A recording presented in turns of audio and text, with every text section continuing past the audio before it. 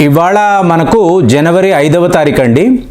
మీకు 2020 జనవరి 3వ తారీఖు మీకు ఇరాన్ యొక్క టాప్ కమాండర్ అంటే కాసిం సొలైమానీ అంటారు. ఇతను ఇరాక్ వెళ్ళాడు. మామూలుగా ఇరాన్కి ఇరాక్కి మధ్య శత్రుత్వం ఉంటుంది, కానీ అరబ్ దేశాలంతా కూడా కలవాలి అనే ఒక ఉద్దేశంతో మీకు ఇరాన్ యొక్క ద మోస్ట్ పవర్ఫుల్ కమాండర్ అంటే the second most powerful man అని చెప్పాలి. సుప్రీం లీడర్ తరువాత కాసిం సులైమానీ యొక్క శక్తి అనేది ఇరాన్లో ఎవరిని అడిగినా చెప్తారు. ఇతను ఇరాక్ వెళ్ళాడు. ఇరాక్ యొక్క ప్రధానమంత్రి మహదీ అంటారు. సో అతన్ని కలవడానికి వెళ్ళాడు. సరిగ్గా మీకు బాగ్దాద్ ఇంటర్నేషనల్ ఎయిర్పోర్ట్ నుంచి మీకు ఇతని కాన్వాయ్ వెళుతుంది. కార్ వెళుతున్నప్పుడు సడన్గా ఆకాశం నుంచి ఒక మిజైల్ నేరుగా ఇతని కార్ని ఢీకొంటుంది. అంటే ఇమ్మీడియట్ దాడి, ఒక మిజైల్ దాడి. అక్కడికక్కడ మీకు ఇతను ఉన్న కారు తునాతునకలవుతుంది. మొత్తము కాన్వాయ్, ఒక మనిషి కూడా మిగలలేదు. అంటే ఇరాన్ యొక్క ఒక సుప్రీం పవర్ఫుల్ కమాండర్, అంటే ఇరాన్ రెవల్యూషనరీ మీకు గాడ్స్ కాప్స్ అని అంటారు.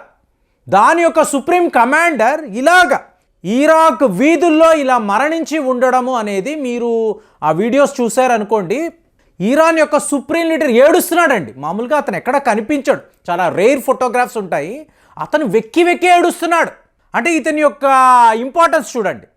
ఇరాన్ కొన్ని పనులు చేయాలి, మీకు మిడిల్ ఈస్ట్లో మీకు వాళ్ళ యొక్క డామినేషన్ చూపించాలంటే దానికి ప్రాథమిక కారణం ఎవరు? మీ కాసిం సొలైమానీ. ఇతను ఇవాళ ఇరాక్లో బాగ్దాద్ ఇంటర్నేషనల్ ఎయిర్పోర్ట్ బయట ఇలాంటి ఒక మరణాన్ని చూడడము ఇరాన్ ప్రజలు ఎప్పుడూ కూడా జీర్ణించుకోలేకపోయారు. అలాంటిది ఈ పని మేమే చేశాము అంటే అమెరికా యొక్క టార్గెట్లో మీ కాసిం సులైమానీ ఎప్పటి నుంచో ఉన్నాడు.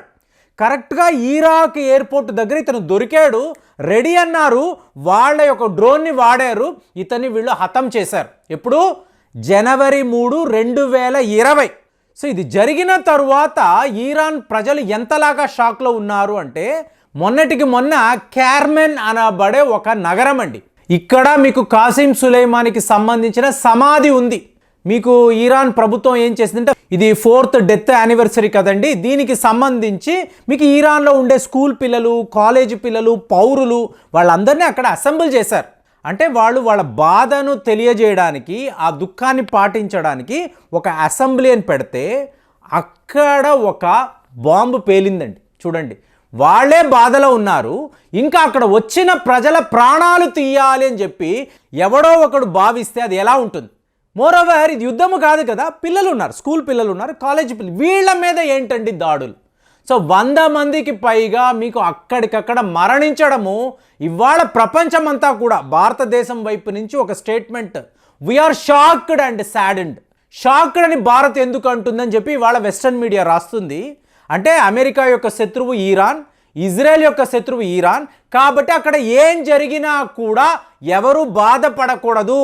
భారతదేశమా, నరేంద్ర మోదీ, మీరు ఎందుకు బాధపడుతున్నారు? బాధపడాల్సిన అవసరం ఏమిటి? సో దీనిని మనం ఒప్పుకుంటామా? లేదు కదండి. Zero tolerance policy. తీవ్రవాదము ఎక్కడ జరిగినా తీవ్రవాదమే. సో ఇవాళ మనం ఏం చెప్తున్నాం? ఇరాన్ నీ బాధలో మేము కూడా పాలు పంచుకుంటున్నాము, మేము చాలా దుఃఖంగా ఉన్నాము, we are very saddened, we are shocked. ఇమీడియట్గా అమెరికా ఏముంటుంది? మాకు దీనికి ఏ సంబంధము లేదండి, మాకు కాదు ఇజ్రాయెల్కి కూడా సంబంధం లేదు. ఎందుకు? ఇరాన్ యొక్క న్యూక్లియర్ శాస్త్రవేత్తలు ఒక్కొక్కరి ఏరివేత్తలో ఇజ్రాయెల్ యొక్క మోజాద్ రోల్ ఉందని అందరికీ తెలుసు. కాబట్టి అమెరికా వాడు మాకు సంబంధం లేదు అనడం లేదు, ఇజ్రాయెల్కి కూడా దీంతో సంబంధం లేదు, మమ్మల్ని వదిలేయండి.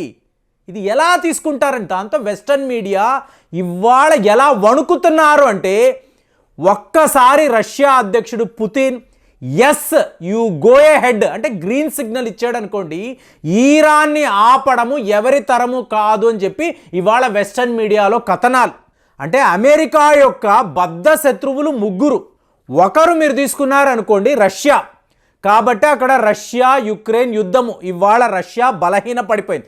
ఆయుధాలలో వాళ్ళు ఇవాళ కూడా సూపర్ పవర్, కానీ ఆర్థికంగా చూశారనుకోండి వాళ్ళు చాలా రకాలుగా ఇబ్బంది పడుతున్నారు. సో అమెరికా వాడు రష్యాను టార్గెట్ చేశాడు.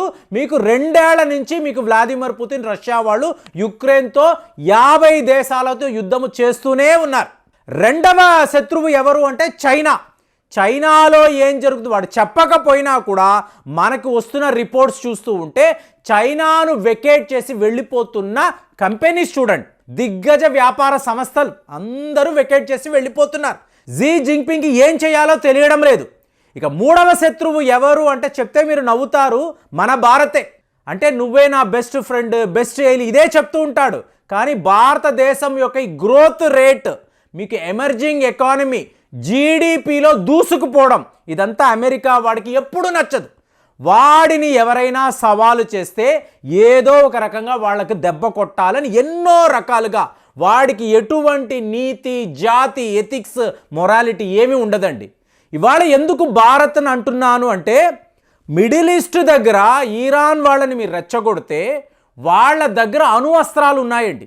రష్యా వాళ్ళు ఇచ్చిన న్యూక్లియర్ ఫ్యూయల్తో వాళ్ళ అణు అస్త్రాలు వాళ్ళు రెడీ చేసి పెట్టుకుని ఉన్నారు. అఫీషియల్గా చెప్పలేదు. ఇవాళ వీళ్ళు అణు అస్త్రాలను వాడాలని అనుకున్నారు. ఇరాన్ వాళ్ళు ఒక రోగ్ నేషన్గా మీరు అనుకోండి. కోపం వచ్చింది, వాళ్ళ యొక్క ప్రాక్సీస్ని వాళ్ళు సిద్ధం చేశారు. వెళ్ళండి రా, మన శత్రువుల మీద మీరు దాడులు చేయండి, ఇదిగోండి అణు అస్త్రాలను ఇరాన్ వాళ్ళు ఇచ్చారనుకోండి, వాళ్ళ సుప్రీం లీడర్ ఇలాంటి ఒక ఆర్డర్ ఇచ్చాడనుకోండి, అక్కడ ఏం జరుగుతుందండి? మీకు మిడిల్ ఈస్ట్ దగ్గర మీకు సూజ్ కెనాల్ అనండి, రెడ్ సీ అనండి, అక్కడ నుంచి అరేబియన్ సీ దాకా టోటల్గా వ్యాపారం ఆగిపోతే ఒక్క యునైటెడ్ అరబ్ ఎమిరేట్స్కి మాత్రమే మనము 20 బిలియన్ అమెరికన్ డాలర్స్ ఎక్స్పోర్ట్స్ చేస్తూ ఉంటాం. నెక్స్ట్ 5 ఇయర్స్లో ఈ టార్గెట్ అంటే 50 బిలియన్ అమెరికన్ డాలర్స్ మనం వ్యాపారం ఎవరితో? ఒక్క యునైటెడ్ అరబ్ ఎమిరేట్స్. ఇంకా ఎన్ని అరబ్ దేశాలు ఉన్నాయండి, ఎన్ని మిడిల్ ఈస్ట్ దేశాలు ఉన్నాయి, అక్కడ నుంచి మీకు యూరోప్ యూనియన్ ఉంది, రష్యా దాకా కూడా మన ఓడలు వెళుతూనే ఉంటాయి. దీనినంతా టోటల్గా మీరు ఆపేశారు. టోటల్గా అక్కడ వాణిజ్యమే జరగడం లేదు. ఇండియా యొక్క ఎక్స్పోర్ట్స్ అంతా ఆగిపోయాయి. ఏమవుతుందండి? తీవ్ర స్థాయిలో మనం నష్టపోతాం, మన ఆర్థిక వ్యవస్థ కుప్పకూలిపోతుంది. ఇలా జరగాలని చెప్పి అమెరికా వాడు, అంటే వాడి యొక్క top most competitors Russia, China, Bharat, వీళ్ళు కుప్పకూలిపోతే, వీళ్ళ ఆర్థికంగా ఎదగకపోతే, వీళ్ళ ఎక్స్పోర్ట్స్ అనేవి టోటల్గా కొలాప్స్ అయిపోతే మళ్ళీ అమెరికా యొక్క డామినేషన్, అమెరికా పెత్తనము, డీడాలరైజేషన్ అనబడే ఒక ప్రక్రియ ఉందండి. అంటే బ్రిక్స్ కరెన్సీని తీసుకువచ్చి ఎవరూ కూడా డాలర్స్ను వాడకండి, దీనివల్ల మనం తీవ్ర స్థాయిలో నష్టపోతున్నామని చెప్పి క్యాంపెయిన్ చేసే నెంబర్ 1 కంట్రీ ఇండియా. అలాంటి ఇండియాను మీకు నవ్వుతూ, చిరునవ్వుతూ you are my best friend అంటూ బ్యాక్ స్టాబింగ్ చెయ్యాలన్న ఒక భారీ ప్రణాళిక ఇవాళ అమెరికాలో ఉంది.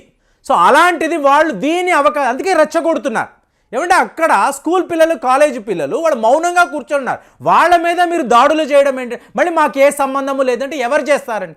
ఈరాన్లో ఒక తీవ్రవాది వెళ్ళి ఇలాంటి పని చేసే అవకాశమే లేదు. ఐదర్ ఇది ఇజ్రాయెల్ మోసాదు చేయాలి, లేదా అమెరికా వాళ్ళే చెయ్యాలి. కానీ పచ్చి అబద్ధం ఏం చెప్తున్నారు? మాకు దీనికి సంబంధమే లేదంటున్నారు. మరి ఇప్పుడు ఈరాన్ వీళ్ళు ప్రోయాక్టివ్గా మారితే, ప్రతీకారం అని వీళ్ళు మాట్లాడారో అనుకోండి, మీకేమవుతుంది? చాలా పెద్ద యుద్ధము. ఇవాళ వరకు గత 2 నెలలుగా మనం ఇదే మాట్లాడుతున్నాం. ఈరాన్ వాళ్ళు ఎప్పుడైతే రంగంలోకి దిగుతారో చాలా పెద్ద యుద్ధము వస్తుంది అని చెప్పి ఇవాళ వరకు చిన్నా చితకా మీకు దాడులే.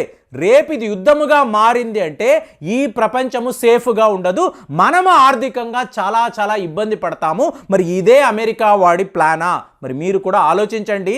నా క్యాల్కులేషన్స్ అయితే ఇదే అనిపిస్తుంది. మరి మీరు చెప్పండి. నేను ఒక అంచనా వేశాను, అమెరికా వాడి పనే ఇదని నేనైతే 100% నమ్ముతున్నాను. మరి మీ ఆలోచనలు ఎలా ఉన్నాయో తెలియజేయండి. మళ్ళీ వచ్చే వీడియోలో కలుద్దాం. జై హింద్.